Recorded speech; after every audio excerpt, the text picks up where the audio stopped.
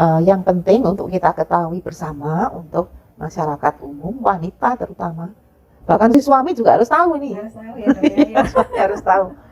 Itu adanya postcoital bleeding. Jadi perdarahan bercak setelah melakukan senggama. Jadi kita harapkan untuk usia yang di atas 40 bisa melakukan senggama secara aktif. Ayo viewers, sekarang jangan lupa klik subscribe dan aktifkan loncengnya untuk terus dukung CND Channel agar viewers mendapatkan tips-tips dan info-info penting seputar masalah kesehatan, resep-resep masakan yang menarik, dan lainnya. Dengan klik subscribe, viewers baru saja mendukung CND Channel untuk terus dapat berkembang. Jangan lupa di-share ya.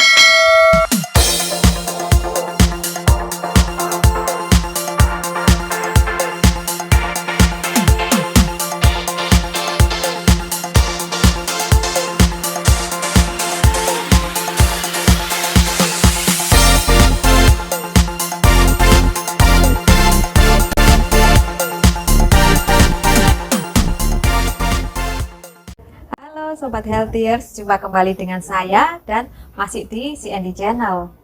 Bagi kaum wanita, kanker leher rahim adalah hal yang sangat menakutkan. Terkadang, kanker ini terdeteksi sudah pada stadium yang lanjut. Nah, bagaimana kiat-kiat untuk bisa mendeteksi dini agar bisa mencegah terjadinya kanker leher rahim? Saya akan mengunjungi seorang dokter spesialis kebidanan dan kandungan, Dr. Prasti Sulanjari Hutama, SPOG, yang akan menjelaskan seluk-beluk mengenai kanker leher rahim dan kiat-kiat bagaimana pencegahannya.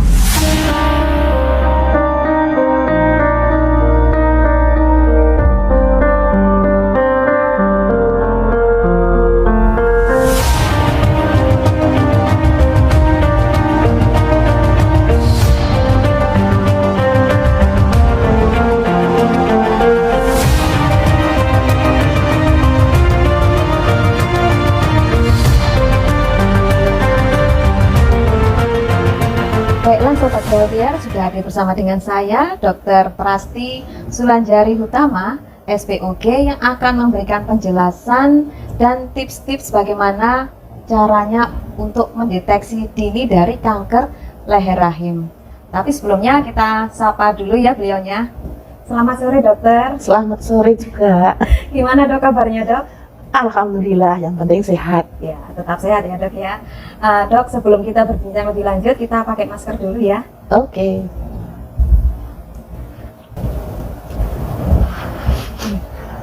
Nah, begini Dokter Prasti, saya mendapatkan direct message dari salah seorang Sobat Healthiers yang mengeluhkan adanya keluar flek-flek atau perdarahan dari organ kewanitaannya ini dok. Nah, ini yang ditakutkan sih apakah ada gangguan karena ini keluarnya di luar siklus haidnya yang normal ini dok, mohon dijelaskan. Ya, memang yang sering awam keluhkan itu ada perdarahan atau bercak darah di luar siklus haid. Ini justru yang paling krusial untuk lebih dijelaskan, dilihat dan diperiksa apakah ini cancer atau non cancer. Ya, yang paling ringan dulu itu untuk usia-usia produktif. Jadi di bawah 40 itu biasanya karena gangguan hormon atau peradangan. Itu bisa merupakan gejala itu peradangan atau hormonal. Sedangkan kalau untuk cancer AIDS itu usia 40 ke atas, itu kita harus lebih aware, harus lebih waspada pada masalah keganasan. Oh, ini jadi mesti Sobat Healthiers ya, khususnya wanita ya pastinya, mesti hati-hati kalau ada timbul bercak-bercak. Iya, nah, itu justru keluhan atau gejala yang awal kita temukan pada masalah keganasan. Nah ini dok, misalkan ini mengarah ke sebuah keganasan, ini dok, gejala apa lagi sih dok yang menyertai selain ada bercak-bercak perdarahan itu atau flek-flek?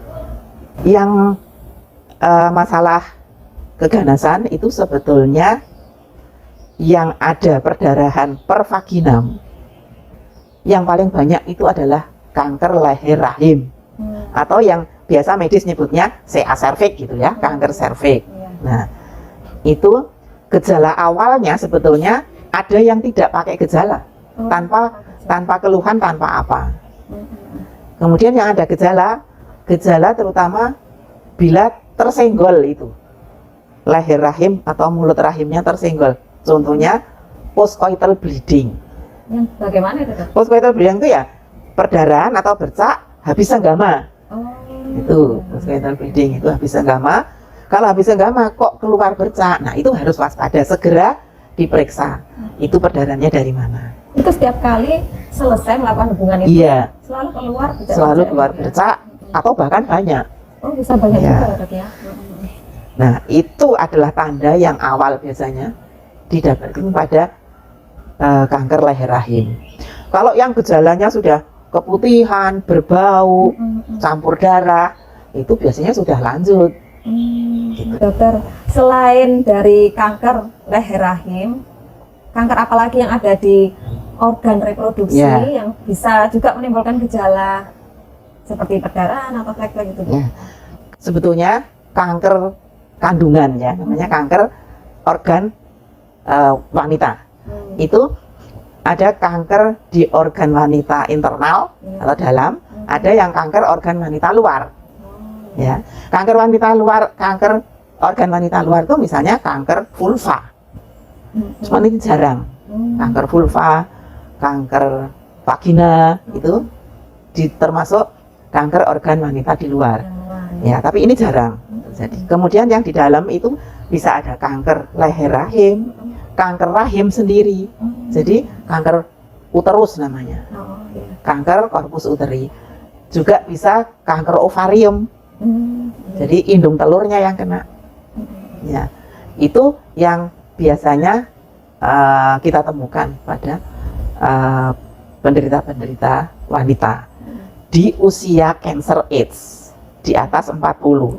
Ya, meskipun ada juga yang penderita kanker serviks termuda, saya pernah nemukan itu usia 13 tahun. Oh, 13 tahun Ya, pernah, satu kali pernah. Tapi memang itu ya lain daripada yang lain. Mungkin ada masalah yang lain yang mendasari. Nah, dari kanker uterus, kanker rahim, itu ada juga gejala perdarahan per vaginam di luar haid. Sama juga itu. Sama juga. Cuman kalau kanker kanker rahim atau kanker uterus itu biasanya disertai pembesaran dari rahim. Ada perdarahan, ada pembesaran rahim. Nah, itu kemungkinan dari kanker rahim. Tapi kalau kanker ovarium itu jarang yang menimbulkan gejala perdarahan. Gejalanya biasanya ya pembesaran perut. Perutnya membesar, gitu. Kayak dikira hamil, ternyata tidak hamil. Ya. Ini yang kanker. Awam harus bisa bedakan yang kanker dan non kanker atau tumor. Nah, kalau tumor itu Nah, apa juga? kalau tumor itu bukan kanker, tumor itu jinak. Ya, kalau tumor ganas itu kanker. Kalau tumor jinak dari rahim, terus yang biasa awam tahu itu mioma disebut gitu. Nah, itu juga bisa dengan perdarahan. Perdarahan juga, perdarahan per vaginam yang di luar siklus haid. Ya. Kemudian tumor ovarium yang jinak, ada juga kista, biasanya orang awam menyebutnya kista Ini sering ovarium. kayaknya ya, Dok, ya, Ya, kista ya. ya sering juga. Tapi kalau yang jinak ini pada usia-usia produktif juga bisa terjadi. Nah, dari semua jenis kanker atau tumor yang dokter jelaskan tadi, Dok, ini yang frekuensinya atau kejadiannya paling sering ditemukan Ya. kanker mana, Dok? Angka kejadian di Indonesia bahkan di internasional itu yang terbanyak adalah kanker leher rahim, dan dia terbanyak kedua yang menyebabkan kematian juga. Jadi yang pertama adalah kanker payudara, itu yang terbanyak Pada wanita, pada wanita. kanker pada wanita. Ya, kanker pada wanita itu payudara yang nomor satu, yang nomor dua adalah kanker leher rahim. Kalau pada organ reproduksi ya nomor 1 kanker leher rahim. Mas, jadi harus waspada ya dok ya. Ya. Untuk Coba. ini dok, rentang usia terkenanya ini dok, rentang umur berapa dan yang tersering itu yang Ya itu tadi yang dianggap cancer AIDS itu di atas 40. Di atas 40 itu tersering terjadi kanker leher rahim. Ya ada yang di bawah 40 tapi tidak banyak frekuensinya. Angka kejadiannya tidak banyak. Oke. Begini dokter Prasti, sebetulnya apa sih dok penyebabnya dari kok bisa ada kanker Leher rahim, ya. Nah, begini dokter Prasti, sebetulnya apa sih dok penyebab dari kanker leher rahim ini dok? Ya, kalau penyebab itu masih banyak teorinya ya. Memang kanker itu masih baik penyebab maupun predisposing faktornya. Itu dianggap sekarang ini HPV tipe 16 dan 18. Apa itu dok HPV itu dok? HPV itu kepanjangannya Human Papilloma Virus. Ini virus yang memang menyerang di organ wanita. Jadi kalau virus ini ditemukan, sebetulnya yang bukan kanker pun bisa ada ditemukan HPV ini. Tapi kalau belum patologis, belum menyebabkan perubahan sel kanker. Ya, jadi ditemukannya bisa dengan pap smear. Tapi predisposing faktornya banyak. Ya, karena ini virus yang ada di mulut rahim sehingga rawan bagi wanita-wanita yang banyak pasangan. Sering gonta-ganti gitu. Sering gonta-ganti pasangan. Kemudian yang mengalami sanggama pada usia muda. Usia berapa itu dok? Ya di bawah 20 kan. Di bawah 20 itu dianggap itu muda melakukan sanggama karena 16, 14 itu kan sudah ada yang melakukan sanggama, terutama di desa-desa, di desa di daerah.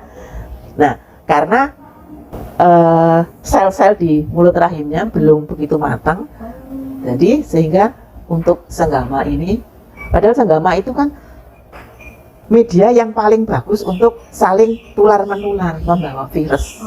Kemudian itu sanggama muda dan banyak pasangan berganti-ganti.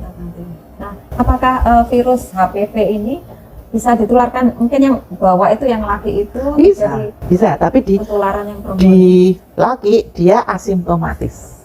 Jadi dia hanya pembawa aja, tapi tidak menimbulkan gejala dan tidak menimbulkan patologi, tidak menimbulkan sakit. Itu. Jadi dia pembawa. Gejala, ya, dok, ya? Jadi sebaiknya pakai kondom lah. Untuk mencegah itu.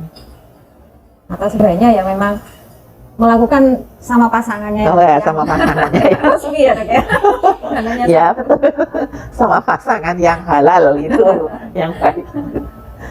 Juga ada teori lagi perokok itu lebih banyak kena itu. Faktor resikonya ya dok. Ya, faktor risiko. Kalau sebabnya ya HPV tadi. Nah dok, tadi dokter sudah menyebutkan bahwa angka kejadiannya tersering pada orang yang ganti-ganti pasangan seperti itu atau menikah muda. Ini bagaimana dengan orang yang jadi kanker ini lebih sering terkena pada orang yang produktif atau orang yang postmenopause? Ya, kalau dari usia itu bukan wanita-wanita yang produktif, tapi wanita yang cancer AIDS tadi setelah usia 40. Berarti pada premenopause, menopause itu juga sering ditemukan lebih banyak daripada yang produktif. Ya. Itu artinya apakah itu juga masih tergantung juga pada aktivitas seksualitasnya misalkan? Nah, kalau aktivitas seksual malah dianjurkan. Malah dianjurkan karena apa? Karena ini adalah gejala atau tanda atau keluhan yang dini dari kanker leher rahim. Gitu. Kebanyakan ada janda-janda ya yang sudah lama ditinggal suami, itu datang-datang dia sudah keluhannya perdarahan dengan keputihan dan bau. Dan sakit, nyeri, bahkan ada keluhan di BAB-nya, keluhan di kencingnya. Ternyata Ya, awalnya CA leher rahim, kanker leher rahim yang sudah eksofitik menyebar keluar rahim ya. Jadi sudah ke depan, ke GI tract-nya, ke saluran pencernaan, ke saluran kencing, ke samping kanan kiri itu malah nyeri. Tapi kalau dia senggamanya aktif, itu awal terjadi postcoital bleeding tadi. Dengan senggama dia akan kesenggol kan, terus keluar darah ya. Itu lebih menguntungkan untuk diperiksa. Oh ya, Jadi lebih cepat ketahuan ya. lebih cepat ketahuan, lebih dini. Dokter Prasti, ini yang penting yang diketahui oleh Sobat Healthiers. Apa sih dok gejala yang paling dini yang bisa diketahui oleh Sobat Healthiers nih kalau ada gangguan yang khususnya nanti takutnya mengarah ke arah kanker leher rahim? Ya, ya selain untuk keperluan berdua, Ya. juga untuk keperluan deteksi dini dari kanker yang terbanyak pada wanita. Juga yang penting untuk kita ketahui bersama untuk masyarakat umum, wanita terutama, bahkan si suami juga harus tahu nih. Harus tahu ya dok ya. Suami harus tahu itu adanya postcoital bleeding. Jadi perdarahan bercak setelah melakukan senggama. Jadi kita harapkan untuk usia yang di atas 40 bisa melakukan senggama secara aktif. Biasanya juga tidak ada gejala juga. Bisa juga tanpa gejala. Bisa juga tanpa gejala. Mana dok? Nah, ini kita bisa temukan dengan cara pap smear. Pap smear itu kita lakukan secara rutin sebagai check up deteksi dini, terutama yang sudah di atas 40 tahun. Itu kita lakukan pap smear. Gampang kalau pap smear itu di mana-mana bisa. Atau kalau di daerah IVA namanya. IVA itu pakai exit, pakai asam asetat, diteteskan di mulut rahim. Tapi ya tetap harus di litotomi, dibuka pakai alat itu. Kemudian sederhana, cuma asam asetat diteteskan, kemudian dilihat perubahannya dari mulut rahim. Oh, bisa ketahuan juga ya. Ya. Dok, boleh diceritakan sedikit dok, bagaimana sih dok perjalanan penyakitnya dari yang tadinya sel itu sehat terus akhirnya berubah jadi sel kanker dok? Iya. Ya. Ini yang namanya kanker itu perubahan dari sel normal ke sel kanker. Sel kanker itu selnya bertumbuh terus, jadi bertambah banyak, multiplikasi dan hiperplasi.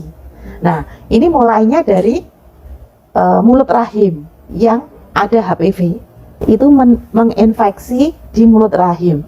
Nah, perubahan selnya itu di antara tipe sel. Jadi mulut rahim, kemudian leher rahim. Leher rahim ini yang depan itu tipenya squamous. Yang belakang kolumner. Kolumner itu bentuknya kolom-kolom gitu. Nah, kalau squamous itu gepeng-gepeng. Nah, justru pertama kali perubahan sel kankernya ini di peralihan namanya squamous columnar junction, itu di serviks, di leher rahim. Jadi lokasi awalnya di situ. Sehingga perubahan ke semua sel dia menjadi berubah selnya. Jadi besar-besar, intinya besar, tambah banyak selnya. Sehingga bisa ada yang tipe eksofitik. Eksofitik itu keluar. Jadi tumornya itu keluar dan rapuh sehingga gampang untuk kalau kesenggol perdarahan. Tapi kalau yang endofitik itu tumornya membesarnya ke dalam. Itu biasanya gejalanya akan lambat diketahui. Oh, karena di dalam itu. Karena ke dalam. Oke dok. Nah, ini untuk stadiumnya nih dok. Ini gimana untuk kanker leher rahim? Ya, stadium ini berhubungan dengan prognose. Prognose itu keberhasilan terapi ya. Jadi semakin dini ditemukan. Pada stadium 0 itu ada in situ, stadium 0 atau in situ itu 100% bisa sembuh. Oh, bisa sembuh. Bisa sembuh. Banyak yang pasien-pasien yang ditemukan pada stadium 0 atau in situ itu bisa sembuh 100%. 100% ya dok? Ya. Nah, in situ ini tadi bisa ditemukan pada wanita yang melakukan pap smear secara rutin. Nah, berarti itu Ya. memang gunanya pap smear rutin Iya, ya, Dok, ya. gunanya pap smear itu untuk deteksi dini. Oke. Terus untuk Kalau yang stadium 2 itu stadium 2 itu sudah ada 2A dan 2B. Itu menentukan kalau masih stadium 2A masih bisa dioperasi misalnya gitu. Kalau stadium 3 biasanya sudah tidak bisa dioperasi. Intinya orang awam tuh biasanya gini, dok saya kalau bisa tidak usah operasi ya. Lah justru kalau masih stadium dini lebih baik operasinya radikal. Jadi gimana itu, Dok? lebih luas ngambilnya sehingga tidak tersisa sel-sel kanker. Tapi kalau sudah stadium 4 itu sudah menyebar keluar dari rahim, Oh, sudah kemana-mana ya, sudah Dok, ya? kemana-mana. Kalau misalnya masih dini, itu kalau bersenggama itu ada rasa nyeri. Kalau nyeri yang- enggak, Oh, enggak ya. kalau nyeri enggak. Baru nanti kalau sudah menyebar kemana-mana, ya nyeri di organ yang Iya, terkena. yang terkena itu. Biasanya kalau sudah lanjut itu malah justru ada nyeri. Jadi dok, yang masih bisa dilakukan operasi itu Operasi. ya? Jadi kalau yang masih bisa dioperasi itu justru lebih dini. Jadi prognosenya lebih baik atau hasil terapinya akan lebih lebih menjanjikan sembuh. Itu mulai stadium 0 in situ, stadium 1, 1A, 1B, kemudian 2, 2A, 2B. Kalau sudah stadium 3 biasanya dokter tidak akan operasi, apalagi stadium 4. Jadi kalau stadium 4 sudah namanya sudah terapi adjuvan aja, memberikan terapi untuk kenyamanan pasien. Nah dokter pasti, misalkan ini ada seorang pasien datang ke dokter Opsin dengan ada keluhan-keluhan perdarahan dan mungkin yang tadi keputihan yang berbau. Nah itu biasanya pemeriksaan yang bagaimana yang dokter lakukan, dok? Nah, kalau dia keluhannya perdarahan di luar haid, juga ada postcoital bleeding, kita lakukan pemeriksaan ginekologis. Pemeriksaan ginekologis biasanya yang ibu-ibu tuh suka males diperiksa karena itu, dok. Jadi yang males lah, yang malu. nah, karena posisinya harus litotomi namanya posisinya itu. Nah, gini, Oh, kakinya harus dibuka. itu ya dibuka, kita perlihatkan genitalia eksternanya wanita. Itu dibuka, kita kalau dibuka bisa lihat mulut rahim. Tanpa alat itu, dok? Ya, pakai alat, dibuka namanya spekulum, membuka pintu vagina itu untuk bisa melihat di dalamnya. Itu sakit nggak sih, dok? Enggak sakit. Nggak sakit, jadi nggak perlu takut ya, dok, ya, untuk Iya, dilakukan pemeriksaan. harus rileks. Oh, Nanti kan ini spekulumnya diolesi jelly apa supaya bisa lembut, oh, bisa Bisa licin, licin jadi dan enggak nyaman ya, sakit Dok, ya. Ya. Nah, nanti dilihat porsionya itu licin atau ada dungkul dari permukaan dari permukaan mulut rahim mulut rahim itu. sebelum masuk ke lehernya. Dari mulut rahim dilihat ada dungkul, ada keputihan, bisa ada perdarahan. Nah, perdarahannya dari mana itu bisa. Nah, kalau memang dicurigai ada CA, ada dungkul, kita biopsi namanya. Biopsi itu diambil jaringannya untuk diperiksakan ke patologi anatomi. Dilihat selnya normal atau selnya ada keganasan. Kalau tidak ada dungkul, bersih, licin, tapi ada keluhan, Iya. postcoital bleeding gitu, bisa kita lakukan pap smear kalau tidak perdarahan. Tapi kalau ada perdarahan tidak bisa dilakukan pap smear. Oh, jadi pap smear itu nggak boleh kondisinya ada perdarahan? Ya, harus bersih. Jadi makanya pap smear dikerjakan seminggu setelah haid selesai, Supaya sudah bersih ya, dok? supaya sudah bersih. Nah, itu dilakukan pap smear, diperiksakan sitologi. Oke. Ya, itu pemeriksaan awal. Nanti sudah ada hasil biopsi, baru ketahuan kalau ini selnya CA, selnya ganas, kanker, baru dilakukan pemeriksaan stadium.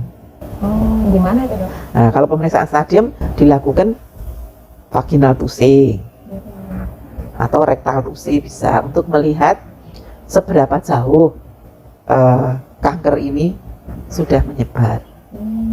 Ditentukan stadiumnya, baru ditentukan terapinya. Terapinya yaitu operatif atau sinar atau kemo. Nah, sebelum ini dok menentukan terapi, ini mungkin ada nggak sih kayak pemeriksaan lain yang menunjang dari kanker leher rahim ini dok? Bisa juga dengan CT scan atau MRI juga dilihat itu dungkul kankernya sudah kemana. Dari pemeriksaan darah ada nggak sih? Kalau pemeriksaan darah seperti itu nggak ada yang spesifik untuk kanker leher rahim.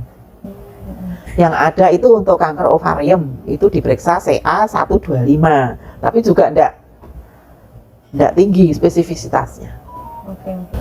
Nah dokter, berarti untuk pemeriksaan yang penunjang tadi dengan pap smear ya dok ya, Iya. itu sudah mengarah ke kanker berarti ya, sudah Iya. bisa didiagnosis Kanker leher rahim, ya. Nah, ini gimana dok untuk penata laksanaannya nih dok? Ya itu tadi yang namanya kalau sudah didiagnosa dari pap smear ya, dari pap smear misalnya ada HPV infeksi, kemudian dilihat secara ada perdarahan, ada dungkul enggak, apa licin apa enggak. Nah, dari pemeriksaan hasil pap smear itu juga macam-macam. Hasilnya itu ada pap smear normal misalnya, Iya. meskipun ada HPV-nya, tapi bentuknya sel masih normal. Kemudian bisa juga hasil pap smear-nya kelas 2 radang, bisa juga radang kan bukan CA. Nah, pap smear-nya kelas 3-4 itu sudah suspek ke arah keganasan. Nah, kalau sudah pap smear 3-4 itu bisa dengan koter atau dengan biopsi tadi untuk menjelaskan ini sel-selnya memang sudah sel mengarah ke keganasan atau belum. Diambil lagi ya dok ya untuk Ya, jadi dari PA itu ada hasilnya. Tindak selanjutnya kita lakukan biopsi. di biopsi. Ya, dari hasil pap smear yang ada. Di biopsi atau di kolposkopi. Bisa juga biopsi dengan tuntunan kolposkopi. Yang gimana itu dok? Itu pakai alat diincem pakai kolposkopi sehingga kolposkopinya bisa melihat sel-sel di lapisan mulut rahim. Nah, itu yang mengarah perubahan sel kita biopsi dengan kolposkopi itu. Kita biopsi, ambil di PA juga. Tapi kalau tadi yang sudah jelas ada dungkul, rapuh, ya enggak usah pakai kolposkopi, ya itu dungkulnya diambil di PA. Ya. Baik, dok. Nah, ini Jadi kalau yang dini, yang masih stadium 0 itu biasanya kita harus pakai kolposkopi karena enggak lihat, nggak kelihatan. enggak kelihatan, harus pakai kolposkopi. Baik, dok. Kemudian langkah selanjutnya bagaimana dok untuk penata laksanaannya?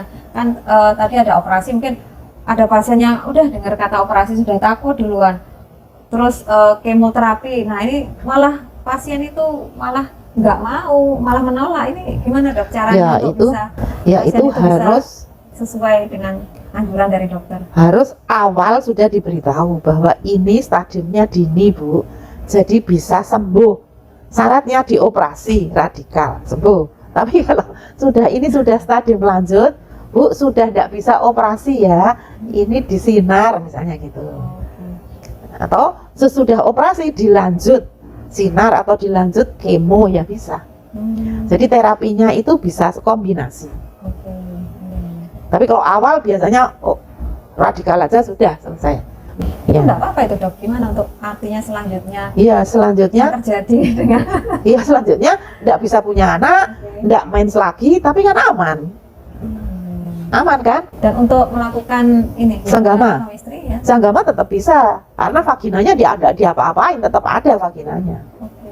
Ya, tapi untuk hormonal memang sudah nggak ada, nggak ada. Ini apa yang terganggu dok hormonnya dari? Ya seperti orang menopause. Hmm. Ya, seperti orang menopause. Jadi pasien ini mesti mendapatkan tambahan hormon atau bagaimana untuk supaya bisa kehidupannya bisa seksualitas? Kalau awal sebetulnya lebih baik tidak pakai hormon, tapi bisa menikmati masa-masa menopause. Karena hormon kan tidak hanya dari ovarium ini, bisa juga ada sedikit dari lemak, ini masih ada hormonnya. Ya, dan dikelola kebanyakan keluhan-keluhan menopause itu dari psikis lebih banyak.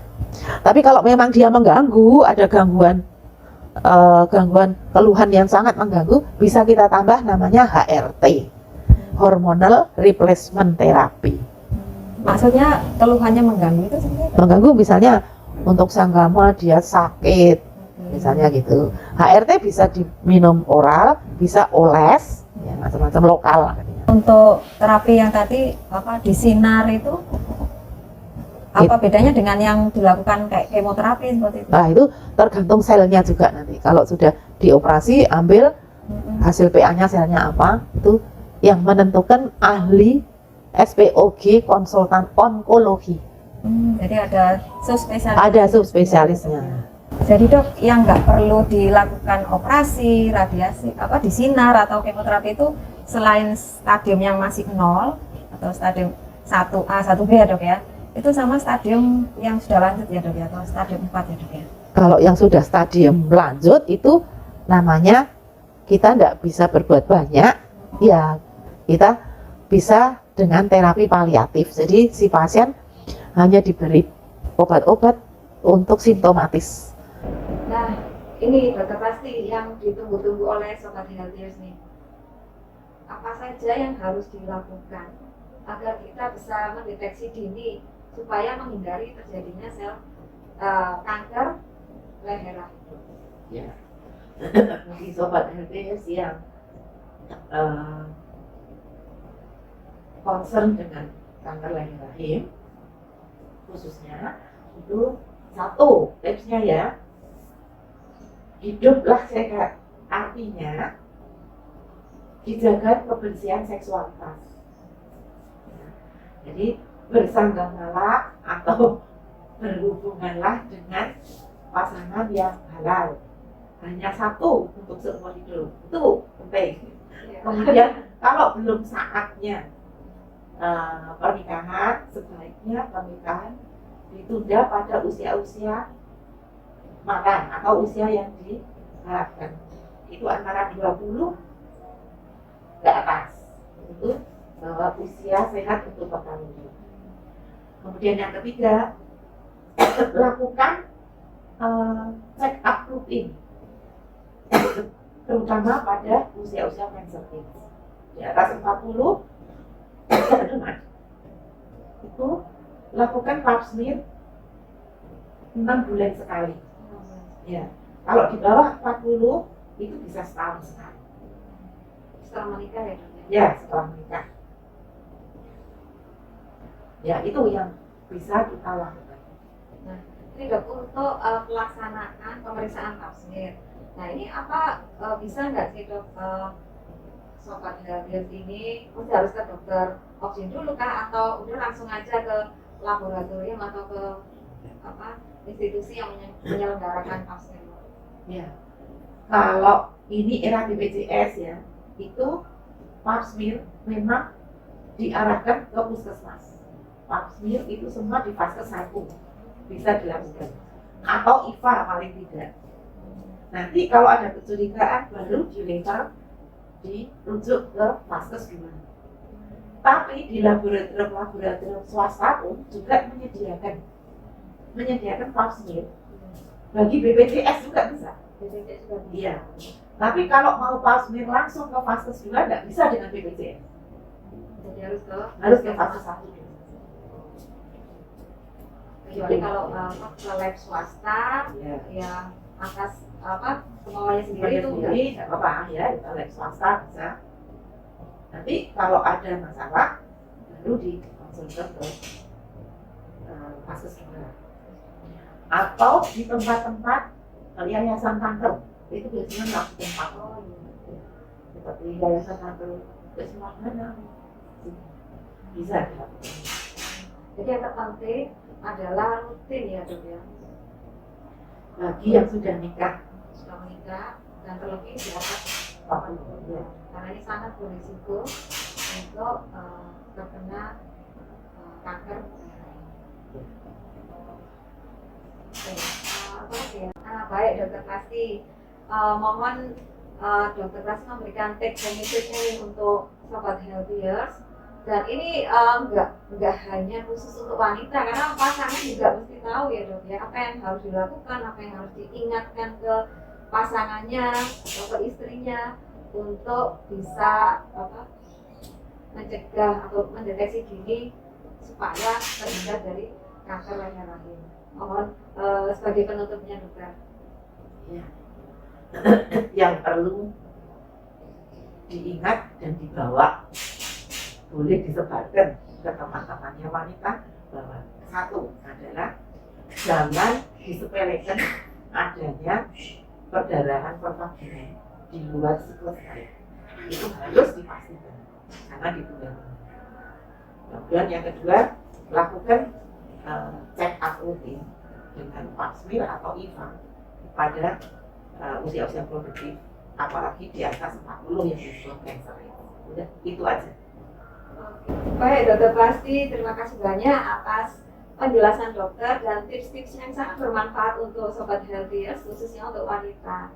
Mungkin lain waktu kita bisa sambung lagi ya dok ya. Terima kasih dok. Insya Allah. Sama-sama, terima kasih. Semoga ada manfaatnya. Amin. Nah itu tadi perbincangan saya bersama Dr. Prasti Sulanjari Utama SPOG yang telah memberikan kita tips-tips bagaimana untuk deteksi dini kanker leher rahim dan cara pencegahannya. Nah sobat healthiers, jangan abaikan keluhan sekecil apapun, terutama pada organ kewanitaan Anda, dan segera periksakan ke dokter supaya tertangani dengan baik. Tetap sehat, tetap semangat. Sampai jumpa.